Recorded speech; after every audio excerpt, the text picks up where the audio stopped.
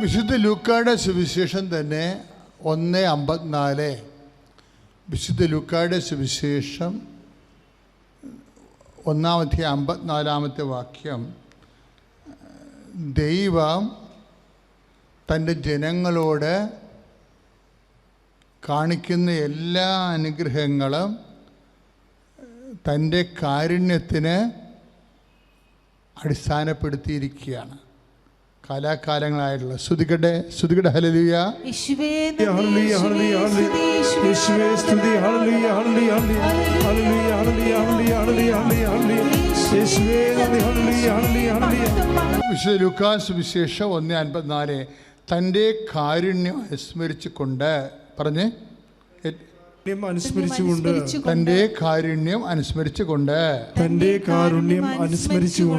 അവിടുന്ന് തൻ്റെ ദാസനായ ഇസ്രായേലിനെ സഹായിച്ചു. അപ്പൊ ദൈവം അനുസ്മരിക്കുന്നത് എന്താണ്? തൻ്റെ കാരുണ്യമാണ്. ദൈവം അനുസ്മരിക്കുന്നത് എന്താണ്? തൻ്റെ കാരുണ്യമാണ്. അപ്പം ദൈവം തൻ്റെ കാരുണ്യം അനുസ്മരിക്കുന്നത് കൊണ്ടാണ് സഭ അവിടുത്തെ കാരുണ്യം തലമുറകൾ തോറും അനുസ്മരിച്ചു കൊണ്ടിരിക്കുന്നത്. ഇപ്പം കരുണയുടെ വർഷമായാലും കരുണയുടെ മാതാവായാലും എല്ലാം അനുസ്മരിക്കപ്പെടുന്നത് ദൈവം തൻ്റെ കാരുണ്യം അനുസ്മരിക്കുന്നതിൻ്റെ സമാന്തരമായ സഭാപരമായ നടപടിയുടെയും വെളിപാട് ജനങ്ങളിലേക്ക് എത്തിച്ചേരുന്നതിൻ്റെയും ഭാഗമായിട്ട് വരും. ഇങ്ങനെ ദൈവം തൻ്റെ കാരുണ്യത്തെ അനുസ്മരിക്കാൻ കാരണമെന്താണ്? That's A question. നിങ്ങൾ ചിന്തിച്ചേ, നമ്മൾ ആത്മാവിൽ വളരുമ്പോൾ പ്രബുദ്ധതയിൽ നിന്നാണ് നമ്മൾ പക്വത പ്രാപിക്കണത്. ദൈവം തൻ്റെ കാരുണ്യം അനുസ്മരിക്കുന്നത് അനുസ്മരിക്കാൻ കാരണം എന്താ?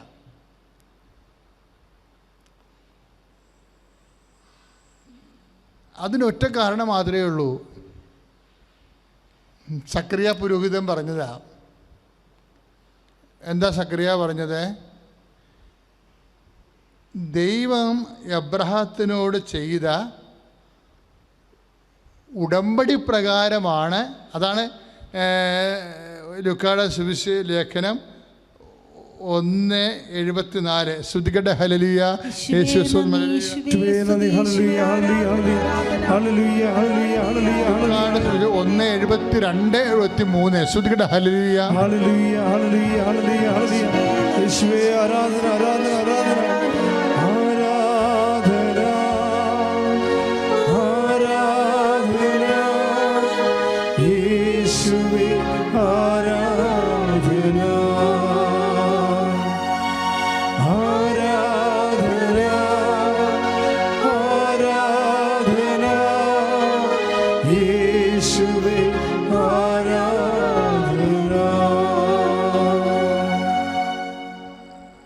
നമ്മുടെ പിതാക്കന്മാരോട് വിശുദ്ധ ലൂക്കായുടെ സുവിശേഷം 1:72 ഏറ്റു പറഞ്ഞ് നമ്മുടെ പിതാക്കന്മാരോട് വാഗ്ദാനം ചെയ്ത കാരുണ്യം നിവർത്തിക്കാനും നമ്മുടെ പിതാവായ അബ്രഹാത്തോട് ചെയ്ത അവിടുത്തെ വിശുദ്ധമായ ഉടമ്പടി അനുസ്മരിക്കാനും ശ്രുതികടെ ഹല്ലേലൂയ. യേശുവേ ആരാധന ആരാധന ആരാധന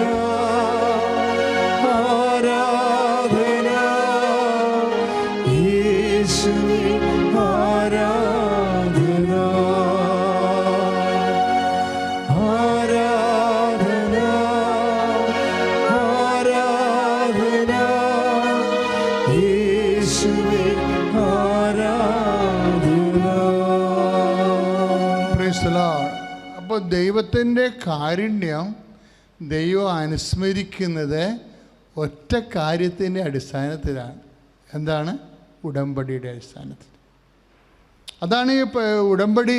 ഈ കാലങ്ങളിൽ ആ ഉടമ്പടിയുടെ മരിയൻ മീഡിയേഷൻ ആണ് നമ്മുടെ ജീവിതത്തിൽ ദൈവത്തോട് പരിശുദ്ധ അമ്മ വഴി ചെയ്തിരിക്കുന്നത്.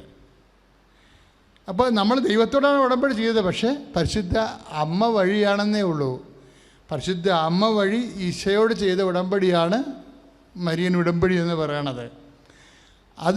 അതിൻ്റെ എല്ലാം അടിസ്ഥാനം എന്താണ്? അതൊരു ശാഖോപശാഖയാണ്. പക്ഷെ അതിൻ്റെ അടിസ്ഥാനം എന്താണ്? ദൈവം ചെയ്ത ഉടമ്പടിയാണ്.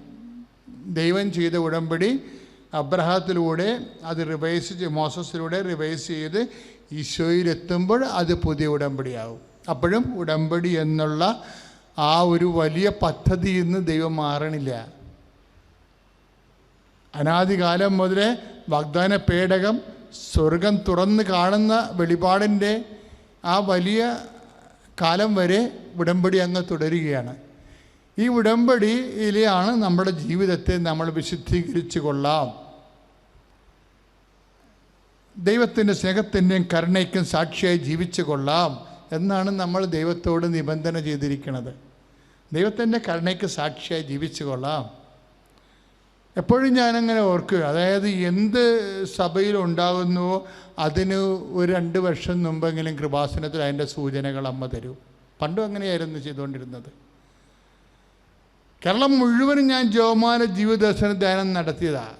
107 ധ്യാന സ്ഥലങ്ങളിൽ.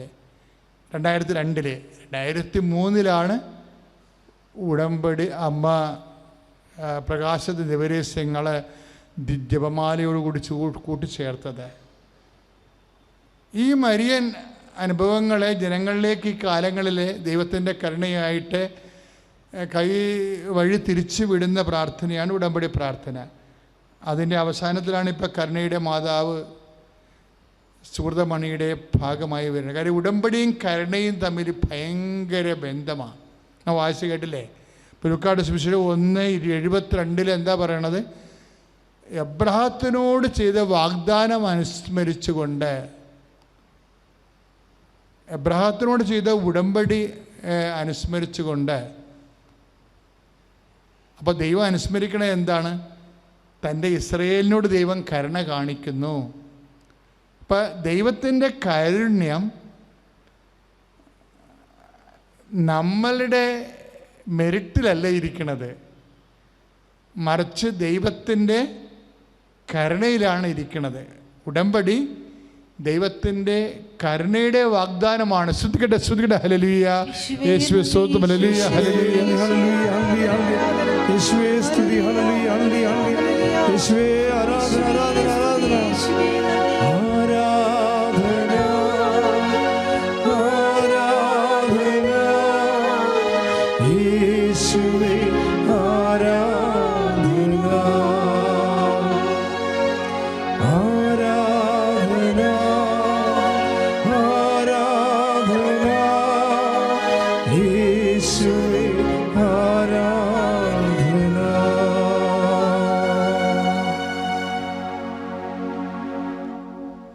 ദൈവത്തിൻ്റെ കരുണയുടെ വാഗ്ദാനമായ ഉടമ്പടിയിലൂടെയാണ് വ്യക്തികളും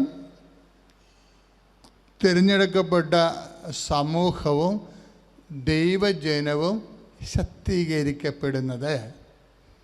അപ്പോൾ ദൈവജനം ശക്തീകരിക്കപ്പെടാൻ വേണ്ടിയുള്ള ദൈവിക നടപടിയുടെ ഭാഗമായിട്ടാണ് ഉടമ്പടി വരുന്നത്. മരിയൻ ഉടമ്പടി അതേസമയം തന്നെ അനുഗ്രഹം. നമുക്ക് ഉടമ്പടിയിലൂടെ നമുക്ക് ലഭിക്കണ എന്താ? അനുഗ്രഹമാണ്.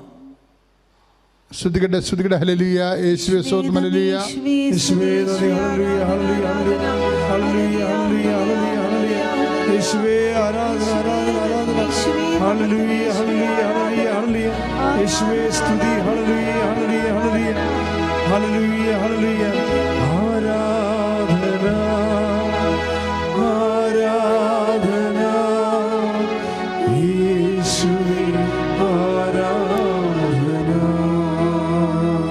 मैं डॉक्टर राजी, मैं होमियो डॉक्टर हूँ, छत्तीसगढ़ से आई हूँ और मैंने पहला विधान शपथ 27 नवंबर 2021 में लिया था. आज मेरा यह 13वां विधान शपथ है. और मैं 2021 में जब पहला विधान नियोगम, मेरा पहला नियोगम था, मेरा बेटा 12th पास किया था। 2020 में मेरा बेटा 12th पास किया था। उस समय एक केस की वजह से हम लोग पूरी तरह डूब गए थे और हमारे पास मुझे पढ़ाने के लिए एक रुपए भी नहीं था। मैं बड़ी मुश्किल से यहाँ पहुँची थी और मेरे पास एक छोटा सा घर था जिसे मैं बैंक में मॉर्गेज में रख कर लोन लेना चाह रही थी, लेकिन कोविड की वजह से वो लोन सैंक्शन नहीं हो रहा था। 6 महीने हो रहे थे, मेरा बेटा बेकार खड़ा हुआ था, हम कॉलेज में एडमिशन नहीं ले पा रहे थे। और उस समय मैं यहाँ पे आई और विधान शपथ लेके नीचे उतरी हूँ, सीढ़ी से नीचे उतरी हूँ और मुझे बैंक से फ़ोन आया कि आपका 27 लाख का लोन सैंक्शन हो रहा है, आप आ जाइए। उसके आधे घंटे के बाद ही मेरे हस्बैंड के एक फ्रेंड का फ़ोन आया कि आप लोन मत लीजिए, मैं आपके अकाउंट में 5 लाख रुपए डाल रहा हूँ, आप लोन मत लीजिए।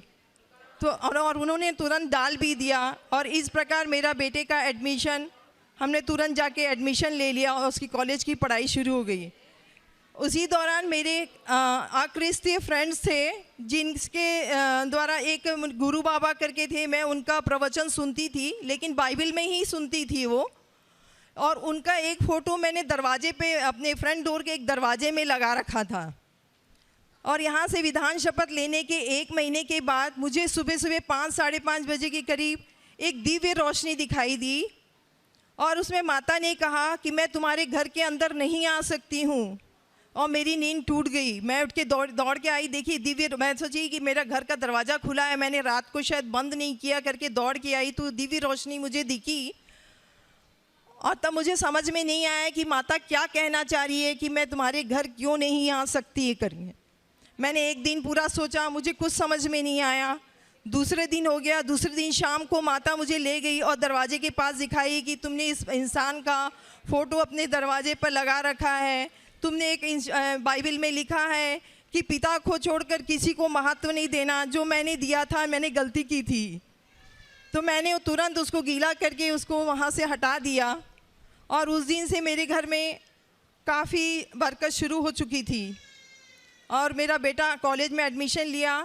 दूसरा नियोगम था, मेरा बेटे का बीटेक का पढ़ाई 4 साल का कंप्लीट हो गया है और उसे साइबर सिक्योरिटी का जॉब भी मिल गया। और 1 महीने का पहला पेमेंट लेके आज यहाँ से साक्ष्य बोलने के बाद पहला पेमेंट माता के चरणों में समर्पित करने के लिए आया हुआ है।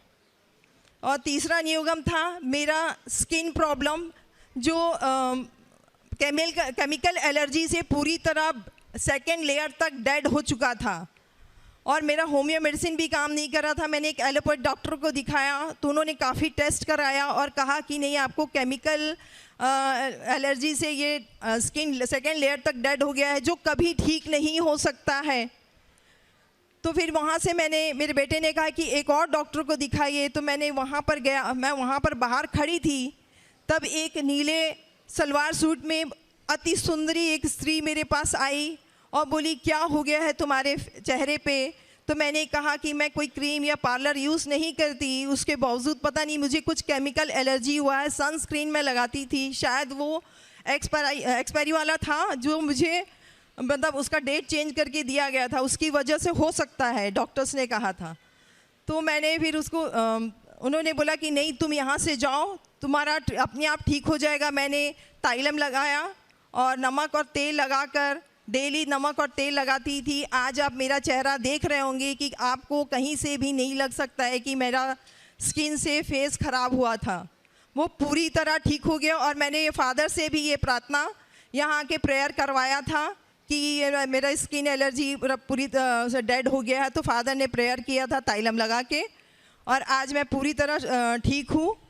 और चौथा मेरा ये कि मैं छत्तीसगढ़ से ट्रेन से अकेले आ रही थी, 3rd AC में थी। साइड में मैं रात को सोई हुई थी, उसमें मैं और एक और स्त्री, 2 ही लेडीज़ थे और पूरे BSF के जवान उसमें घुसे हुए थे, पूरे मतलब उन्हीं का था, क्योंकि ओणम की छुट्टी में वो लोग केरल आ रहे थे। तो उसमें एक जो 3rd AC में ऊपर जो लेटा हुआ था वो ड्रिंक लिया हुआ था और आधी रात को वो कैसे गिरा मुझे भी नहीं मालूम, सब सोए हुए थे।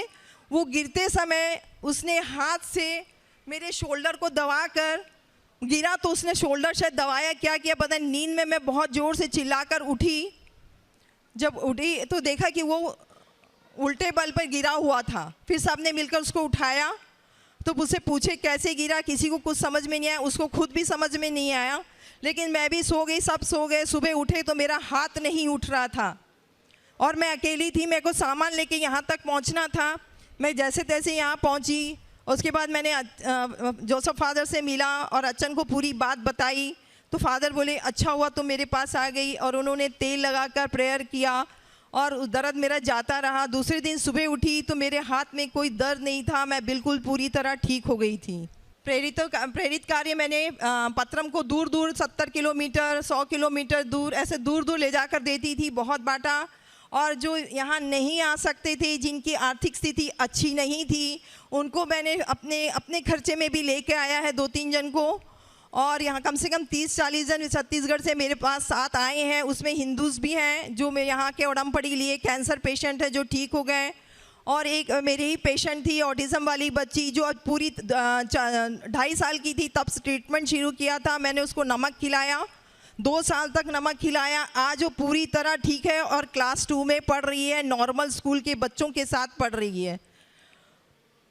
और 3 या 4 लेडीज़ ऐसी थी जिन्हें बच्चे संतान नहीं हो रही थी, 5 साल 7 साल 8 साल हो गया था, आज उन्हें संतान प्राप्त हो गया। नमक खिलाया, मैंने कहा ये मेरी दवा से नहीं है, ये मेरी माता की कृपा है, आप उन्हीं को धन्यवाद बोलिएगा। और आध्यात्मिक मैं मलयाली हो गई, मुझे मलयालम नहीं आता क्योंकि हमने छत्तीसगढ़ में पैदा हुए, वहीं बड़े हुए। तो मुझे आराधना तो मैंने देखना शुरू कर दिया था, लेकिन मुझे मलयालम का जो डीप शब्द है, वर्ड्स है, वचन है, फादर बोलती थी, मुझे समझ में नहीं आता था। तो मैंने कहा एक फैमिली ऐसी चुनी जिसको मलयालम भी आता और हिंदी भी। तो उन्होंने मुझे पोरपाट जैसे नरबड़ी उसको हिंदी में क्या बोलते हैं समझाया। तो मैंने उसे एक डायरी में लिख लिया, नोट कर लिया। और जब फादर आराधना करते हैं, उसे जब वचन बोलते हैं, तो अपनी हिंदी बाइबल को खोलकर उसको लिख कर पढ़ना शुरू किया। और आज मैं बहुत अच्छे से समझने लग गई हूँ आराधना को। और डेली और उस आराधना को मैं कम से कम 2-3 बार हफ्ते में रिपीट करके देखती हूँ और वचनों को हिंदी में पढ़कर समझने की कोशिश करती हूँ, ताकि मैं उसका नियमों का पालन अच्छे से कर सकूँ। और मैं रेगुलर चर्च जाती हूँ और 2 सप्ताह में 2 बार 2 सप्ताह में 1 बार पाप स्वीकार करती हूँ। और वहाँ पर अपने पल्ली परिषद की काउंसिल मेंबर हूँ और विंसेंट डी पॉल मातृ संघ इन सब की मेंबर हूँ और उन सब में कार्य करती हूँ। और मैं गवर्नमेंट हॉस्पिटल में वैसे परमिशन तो नहीं मिलता है वहाँ नॉर्मल विजिट करने का। मैं एक डॉक्टर होने के नाते मुझे डायरेक्टर से परमिशन लेके एप्लीकेशन दे के परमिशन लेकर मैं पूरे हॉस्पिटल का विज़िट करती हूँ। और मदर टेरेसा के आश्रम में महीने में 1 बार कम से कम वहाँ 60-65 रोगी हैं, मैं उनका फ्री चेकअप करने जाती हूँ। और बहुत से वृद्धाश्रम अनाथ आश्रम हैं जहाँ मैं रेगुलर अपने हिसाब से दान देती हूँ। और जो मेरे पास आते हैं मेडिसिन के लिए, जिन बहुत गरीब हैं जो मेडिसिन का खर्च नहीं उठा सकते हैं और ट्रीटमेंट नहीं कर सकते हैं, मैं उन्हें महंगी से महंगी दवाई भी हो अपने खर्च में ला कर देती हूँ। जैसे कि अभी एक किडनी पेशेंट की लेडी ठीक हो गई है, उसको मैंने माता का नमक भी खिलाया था और उसे पत्रम भी दिया था ताकि तुम सुबह शाम उठकर उसको प्रेयर करो। पंजाबी लेडी थी वो, अभी उसका 2nd स्टेज किडनी डैमेज था, वो जो पूरी तरह अभी ठीक हो गया है। अब मैं अपने बेटे को दे रही हूँ, वो भी उसको मिले, माता से मिले। मेरा नाम शाइन है और मैंने अभी अपना बैचलर्स ख़त्म किया है। बैचलर्स चालू करने से पहले जब कॉलेज एडमिशन्स का टाइम था, उस टाइम पे हमारे पास इनफ फंड्स नहीं थे कि हम कॉलेज में एडमिशन ले सके। समहाउ मम्मी के प्रेयर्स एंड माता मरियम के ब्लेसिंग्स की वजह से मुझे कॉलेज में एडमिशन मिला। कॉलेज में एडमिशन मिलने के बाद भी कुछ सेमेस्टर्स ऐसे थे जिसमें हमने टाइम पे फ़ी पे नहीं कर पाया, तो उसकी वजह से कॉलेज ने मुझे एग्ज़ाम लिखने को नहीं दिया। सो एग्ज़ाम नहीं लिखने की वजह से 2 सेमेस्टर्स का मेरे पास बैकलॉग कलेक्ट हो गया था, और ये बैकलॉग्स मुझे 7 सेमेस्टर से पहले क्लियर करने हैं, बिकॉज अगर मैंने 7 सेमेस्टर तक क्लियर नहीं किया तो 8 सेमेस्टर में मैं जॉब्स और इंटर्नशिप्स के लिए अप्लाई नहीं कर सकता।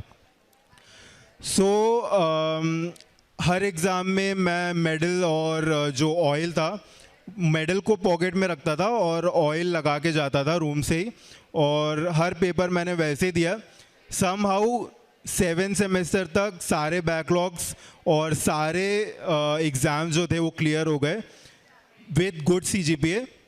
एंड उसके बाद 8 सेमेस्टर में मैंने फर्स्ट रैंक स्कोर किया अपने डिपार्टमेंट में फॉर कंप्यूटर इंजीनियरिंग। एंड उसके बाद 8 सेमेस्टर में मैंने डिसाइड किया था कि मुझे साइबर सिक्योरिटी डोमेन ज्वाइन करना है करके।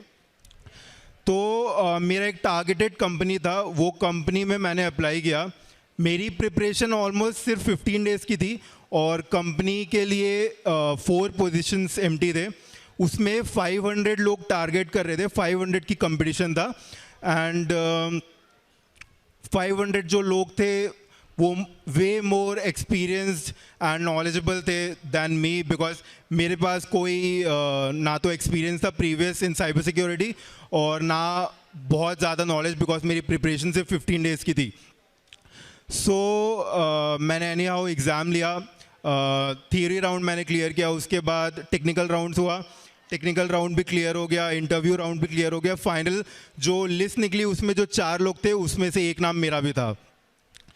तो एट द एंड मैं बस थैंक यू करना चाहता हूँ कि जो ब्लेसिंग्स मुझे और मेरे फैमिली को मिली हैं, और at the end of the day it's not by merit but through grace. ഈശോയ്ക്കും പരിശുദ്ധ അമ്മയ്ക്കും 1000 നന്ദി. എൻ്റെ പേര് സോജ, ഞാൻ പാലായിൽ നിന്നും വരുന്നു. ഇതെൻ്റെ 8ാമത്തെ ഉടമ്പടിയാണ്. ഞാൻ 3ാമത്തെ സാക്ഷ്യമാണ് ഇത് അൾത്താരയിൽ പറയുന്നത്. എൻ്റെ ചേച്ചിയുടെ മകന് അമൽ, അവന് കിട്ടിയ ഒരു രോഗസൗഖ്യത്തെക്കുറിച്ച് പറയാനാണ് ഞാനിവിടെ നിൽക്കുന്നത്. 2003 ഇവന് ശക്തമായ നടുവേദന തുടങ്ങിയിരുന്നു. അപ്പം പാലായിൽ പല ഹോസ്പിറ്റലും കാണിച്ചു. ഞങ്ങൾ കോട്ടയത്ത് മെഡിക്കൽ കോളേജിൽ കൊണ്ടുപോയി. അപ്പം അവിടെ ചെന്നപ്പോൾ അവർ പറഞ്ഞു ഇവന് പ്രത്യേകിച്ച് അസുഖമൊന്നുമില്ല, ഇവൻ്റെ അഭ്യാസമാണിതെന്നൊക്കെ. എന്നിട്ട് ഞങ്ങൾ തിരിച്ച് ഡിസ്ചാർജ് തന്ന് അവർ വിട്ടു. ഞങ്ങൾ പിന്നെയും പാലായിൽ ഒരു പ്രൈവറ്റ് ഹോസ്പിറ്റലിൽ വന്നു. അപ്പോൾ അവിടെ വന്നു കഴിഞ്ഞപ്പോഴത്തേനും ഇവന് ശരീരമെല്ലാം തളർന്ന് നാക്കെല്ലാം കുഴഞ്ഞ് ഇവന് ഏക്കാൻ മേലാത്ത അവസ്ഥയായി. ചെറുതായിട്ട് രോമത്തിലൊക്കെ ചെറിയ തടിപ്പ് കയ്യിലും മേത്തും എല്ലാം വരാൻ തുടങ്ങി. പിന്നെ അവിടുന്ന് ഞങ്ങൾ ഡിസ്ചാർജ് വാങ്ങി. അവർ പറഞ്ഞു വേറെ എങ്ങോട്ടെങ്കിലും കൊണ്ടുകൊള്ളാൻ പറഞ്ഞു. ഞങ്ങൾ അവിടുന്ന് നേരെ ചേച്ചിയും ചേട്ടനും എല്ലാവരും കൂടെ കൂടി അമൃതായിലേക്ക് കൊണ്ടുപോയി. അവിടെ ചെന്ന് ഇവനെ നേരെ വെൻറ്റിലേറ്ററിലോട്ടാണ് കയറ്റിയത്. തീരെ അവശതയായിരുന്നു അന്നേരത്തേക്കും.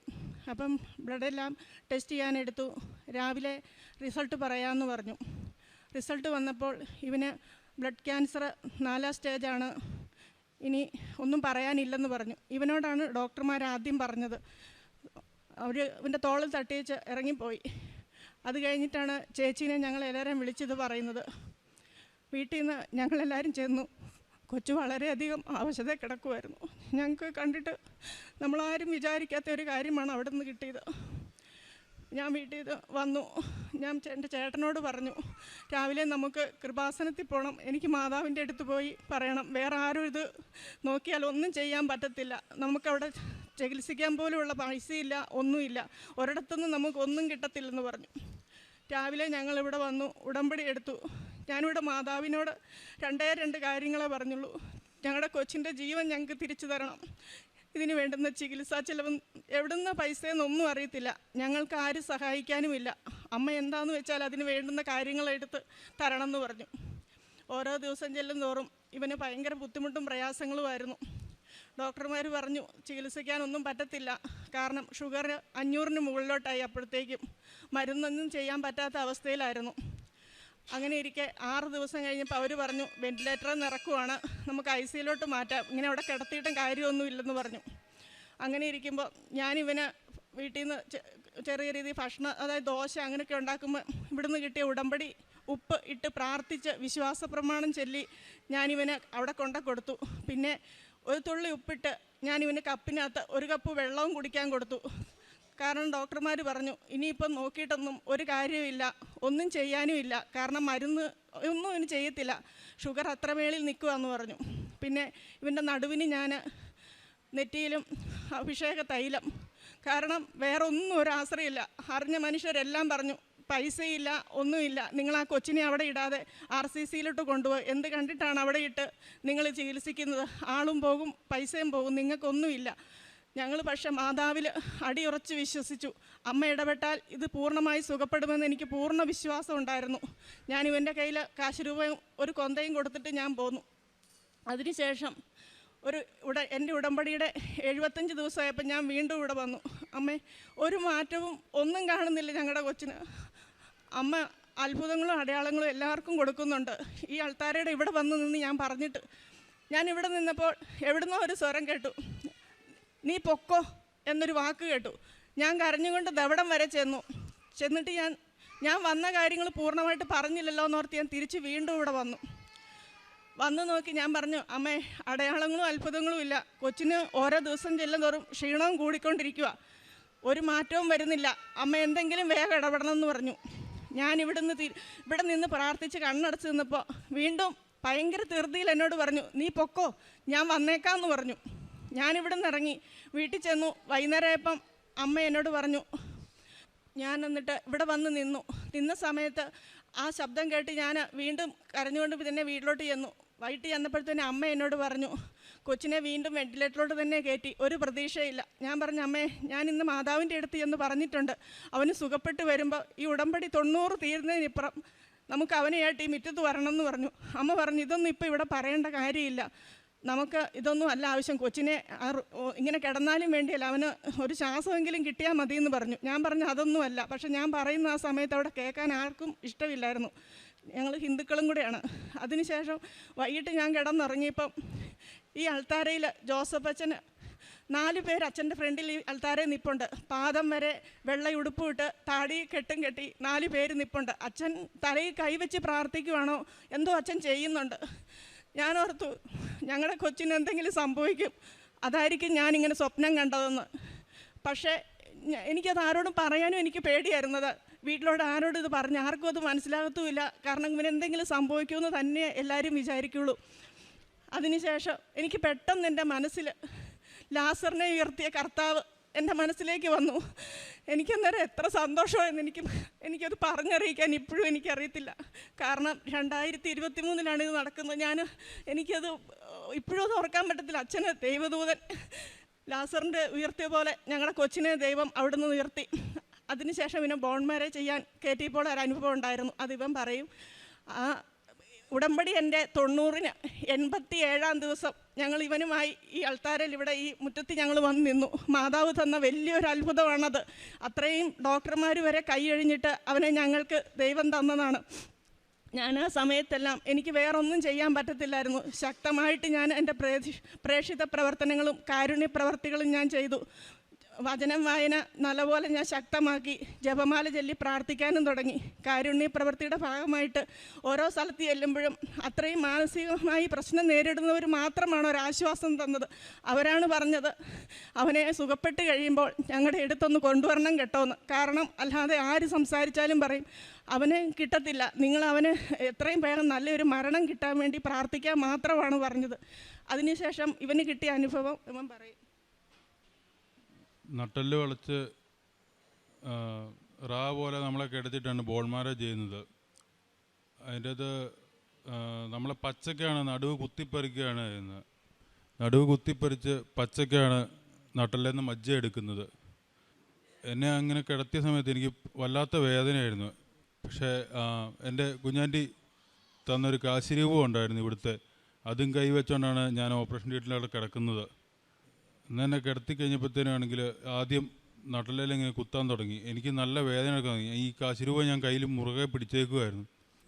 കുറച്ച് നേരം കഴിഞ്ഞപ്പോഴത്തേനും എനിക്ക് വേദന വരുന്നില്ല. പക്ഷേ ഞാൻ നോക്കുമ്പോൾ എൻ്റെ സൈഡിലെല്ലാം നന്നായിട്ട് ബ്ലഡ് കിടപ്പുണ്ട് എൻ്റെ തന്നെ. കാരണം നമ്മളെ മരപ്പിക്കുന്നില്ല, നമുക്ക് നന്നായിട്ട് വേദനയെല്ലാം അറിയാം നമുക്ക്. പക്ഷേ ഈ ബ്ലഡ് എടുക്കുമ്പോൾ എനിക്ക് ബ്ലഡിൻ്റെ മണമല്ല വരുന്നത്, എനിക്കൊരു ഭയങ്കര ഒരു മുല്ലപ്പൂവിൻ്റെയും അങ്ങനെയൊക്കെയുള്ള ഒരു നല്ലൊരു മണമാണ് വരുന്നത്. എനിക്ക് ഒരു തുള്ളി വേദന പോലും എനിക്കന്ന് അനുഭവപ്പെട്ടിട്ടുമില്ല. എനിക്കത് വല്ലാത്തൊരു അനുഭവമായിരുന്നത്. പിന്നെ അത് കഴിഞ്ഞ് ഇന്ന് വരെ എനിക്ക് അങ്ങനൊരു ബോൺമാര ചെയ്യേണ്ടതോ എനിക്കൊരു മരുന്ന് കഴിക്കേണ്ടതായിട്ട് ഓരോ കാര്യവും വന്നിട്ടില്ല. ഈ കഴിഞ്ഞ ഇടയ്ക്കും ഹോസ്പിറ്റലിൽ പോയി ചെക്കപ്പ് ചെയ്തു. ഇപ്പോഴും എനിക്ക് യാതൊരു പ്രശ്നവുമില്ല. ഞാനിപ്പം 1 വർഷത്തോളമായിട്ട് ജോലിക്ക് പോകുന്നു, സ്വന്തം കാര്യം നോക്കുന്നു, വീട്ടിലെ കാര്യം നോക്കുന്നു, നന്നായി തന്നെ എൻ്റെ കാര്യങ്ങൾ നടക്കുന്നു. എല്ലാത്തിനും മാതാവിനും ഈശോയ്ക്കും ഒരുപാട് നന്ദി. എത്ര പറഞ്ഞാലും കടപ്പാട് മാറിയേരാ. പ്രേക്ഷിത പ്രവർത്തനത്തിൻ്റെ ഭാഗമായിട്ട് ഞാനിവിടുന്ന് പത്രം ആദ്യമൊക്കെ വാങ്ങിച്ചു കൊണ്ട് കടകളിലൊക്കെ കൊടുക്കുമായിരുന്നു, ഓട്ടോ സ്റ്റാൻഡിലുമൊക്കെ. പിന്നെ ആയപ്പം എൻ്റെ മനസ്സിൽ അത് മാറി. ഇപ്പം ഞാൻ 5 കെട്ട് പത്രം വാങ്ങി നമ്മുടെ നിത്യാരാധന ചാപ്പലിൽ പോകും. സമ്പൂർണ്ണ ജപമാല മുട്ടിൽമേൽ നിന്ന് ചൊല്ലി ഇവിടുന്ന് ഇറങ്ങിയാണ് ഓരോ പത്രവും ഞാൻ ഓരോരുത്തർക്കും കൊണ്ട് കൊടുക്കുന്നത്. ആ പത്രം കൊടുത്ത ഓരോ കുടുംബത്തെയും അത് വാങ്ങിച്ച ഓരോ വ്യക്തികളെ അവരുടെ കുഞ്ഞുങ്ങളെയും ഞാനിപ്പോൾ പ്രാർത്ഥിച്ച് സമർപ്പിക്കുകയാണ്. പിന്നെ കാരുണ്യ പ്രവൃത്തിയുടെ ഭാഗമായിട്ട് ഞാൻ 25 പൊതിച്ചോറ് വെച്ച് എല്ലാ മാസവും ഞങ്ങളുടെ കൃപാസനം മാതാവെന്നും പറഞ്ഞൊരു ഗ്രൂപ്പുണ്ട്. അതിൽ ബിനു എന്ന് പറയുന്ന വ്യക്തിയെ ഏൽപ്പിച്ച് ഞങ്ങളെല്ലാവരും കൂടെ സഹകരിച്ച് നല്ല രീതിയിൽ അത് മുന്നോട്ട് കൊണ്ടുപോകുന്നുണ്ട്. പിന്നെ ജപമാല ഞാൻ ഒരിക്കലും അത് മുടക്കാറില്ല. അത് ഒരു ദിവസവും എനിക്ക് എന്ത് ജോലിയുണ്ടെങ്കിലും എൻ്റെ ജപമാല കഴിഞ്ഞിട്ടേ ഞാൻ ബാക്കി എല്ലാ കാര്യങ്ങളും ചെയ്യാറുള്ളൂ. അതുപോലെ വചനം വായനയും. ഞാൻ സമ്പൂർണ്ണ ബൈബിൾ ഇപ്പോൾ 6ാം തവണ വായിച്ച് സങ്കീർത്തനം വരെ എത്തി നിൽക്കുകയാണ്. എത്ര പറഞ്ഞാലും മതിയാകത്തില്ല. വചനം വായിച്ച് മാത്രമാണ് ഞങ്ങളുടെ ഈ കൊച്ചിനെ ഞങ്ങൾക്ക് തിരിച്ചു കിട്ടിയത്. കാരണം നല്ലൊരു ഉത്തരം ആരും തരുന്നില്ല. വചനത്തിൽ കൂടെ മാത്രമാണ് ദൈവം അതെനിക്ക് വെളിപ്പെടുത്തി തന്നത്. അതുപോലെ തന്നെ ഇവന് അസുഖം വന്ന സമയത്തെല്ലാം എൻ്റെ മക്കൾ 2 പേരും എൻ്റെ കൂടത്തിൽ പത്രം കൊടുക്കാൻ വരികയും ഇവനിലുള്ള ആ സുഖപ്പെടലിൻ്റെ ഭാഗമായിട്ട് ഇവർക്ക് വീട്ടിലെല്ലാവർക്കും പൂർണ്ണ വിശ്വാസമായി. എൻ്റെ മക്കൾ 2 പേരും ഇപ്പോൾ ഉടമ്പടിയിലാണ് ജീവിക്കുന്നത്. ഇത്രയും അധികം അനുഗ്രഹങ്ങൾ തന്ന പരിശുദ്ധ അമ്മയ്ക്കും തിരുക്കുമാരനും കോടാനുകോടി നന്ദി പറയുന്നു. ജീവിതം മുഴുവൻ, കാരണം മരണം എന്തെത്തുന്നോ അതിൽ നിന്നല്ലാതെ ഉടമ്പടിയിൽ നിന്ന് എന്നെ വേർപെടുത്താൻ ഈ ലോകത്തിൽ ഇനി സാധിക്കത്തില്ല. അത്രമാത്രം മാതാവിനോട് കടപ്പെട്ടിരിക്കുകയാണ്. ഈ രൂപത്തിൽ ഇവിടെ വന്ന് നിൽക്കാൻ പറ്റിയത് ആ ജീവിതം തന്ന ദൈവത്തിനും 1000 നന്ദി പറയുന്നു.